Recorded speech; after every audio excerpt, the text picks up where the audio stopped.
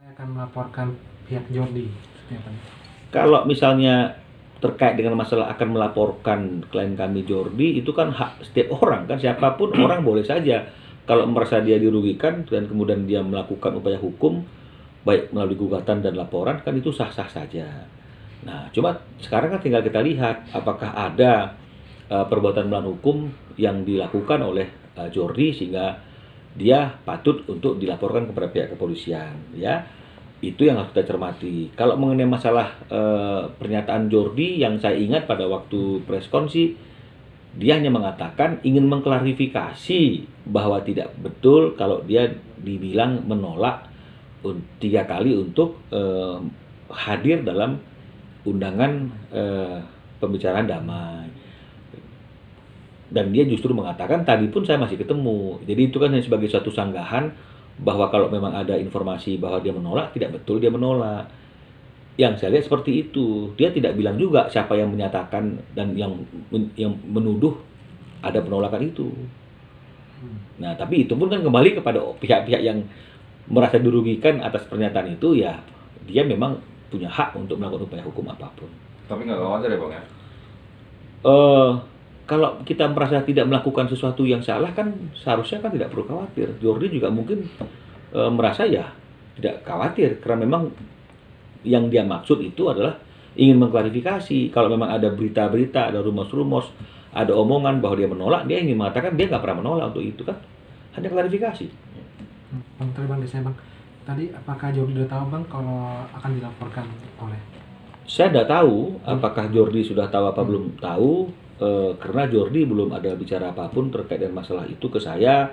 Hanya saja kemarin dia bilang, kok sekarang setelah Koruben dia dibilang mencuri resep gitu misalnya, kok sekarang saya yang mau dilaporkan, cuma ngomong begitu ke saya. Tapi kan saya kan nggak punya waktu yang cukup juga untuk melihat semua pemberitaan karena saya juga ada pekerjaan lain kan, itu yang harus saya kerjakan. Terakhir dari saya, hubungan PT Makan Sampai Kenyang sama PT Ayam Geprek Bensu itu seperti apa sih Bang? Nggak ada hubungan. Karena kan awalnya kan mereka memang ingin bekerja sama. Ketika mereka ingin bekerja sama, mereka sepakat PT yang akan mereka gunakan itu adalah PT Makan Sampai Kenyang. Brandnya adalah Ayam Geprek Bensu. Kan begitu, ya. Dari mana Ayam Geprek Bensu itu kita sudah sama-sama lihat dari chatnya. Jadi nggak perlu saya jawab lagi, ya.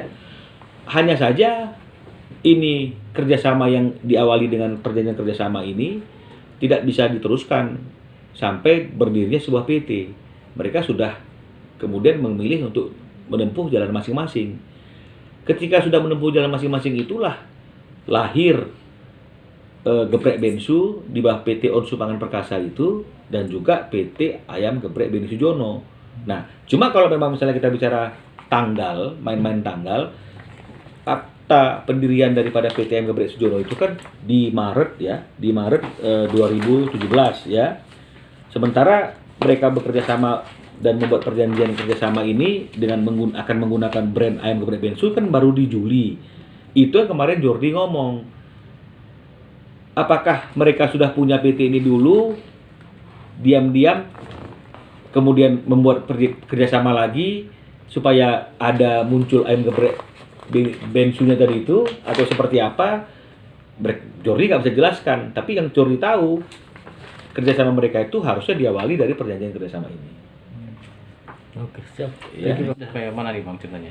Kalau bicara mengenai masalah posisi hukumnya kan kita sama-sama tahu dari informasi sebelah itu dan juga dari kumparan telah ada putusan dari Mahkamah Agung melalui direktori bahwa permohonan kasasinya kami itu ditolak. Sementara relas pemberitahuan putusan kami belum dapatkan secara resmi dari Pengadilan Niaga, apalagi putusannya. Ya, itulah posisi terakhir dari kasus masalah merek Geprek Bensu atau Ayam Geprek Bensu. Ya, berkaitan dengan hasil itu Bang, berarti apa hak dan kewajiban Rubens sebagai pemilik Geprek Bensu Bang? Kalau bicara masalah hak dan kewajiban kan adalah kewajibannya adalah melaksanakan isi putusan yang kalau memang itu putusannya sudah inkrah. Nah, jadi dalam putusan tersebut kalau memang dia mengacu tetap kepada pertimbangan dan putusan di Pengadilan Negeri di Pengadilan Niaga, maka ada 6 sertifikat merek yang dimiliki oleh Ruben dari 8 sertifikat merek yang dimiliki Ruben di kelas 43 yang sudah dibatalkan, ya, yang semuanya mengandung unsur bensu atau geprek bensu dan juga ayam geprek bensu. Jadi oleh karena itu sudah dibatalkan, maka tidak akan digunakan lagi dalam outlet atau gerai dagangnya mereka yang ada selama ini, ya. Tapi kami perlu ingatkan masih ada 2 sertifikat di kelas 43 yang bertuliskan geprek bensu juga dan logonya juga tadi kita sudah perlihatkan untuk ayam geprek bensu yang masih bisa digunakan. Kenapa masih bisa digunakan? Karena itu tidak termasuk sertifikat merek di kelas 43 yang dibatalkan. Bang, untuk menegaskan, maaf, kelas 43 tadi isinya apanya? Kelas 43 itu, ya, kelas 43 itu adalah kelas untuk jasa bar, kafe, kafeteria, kantin, catering, makanan, minuman, penyewaan ruang rapat, jasa rumah makan, ya, restoran. Nah, ini dia. Tempat makan, ini dia. Kelas 43. Jangan lupa subscribe, tekan tanda lonceng,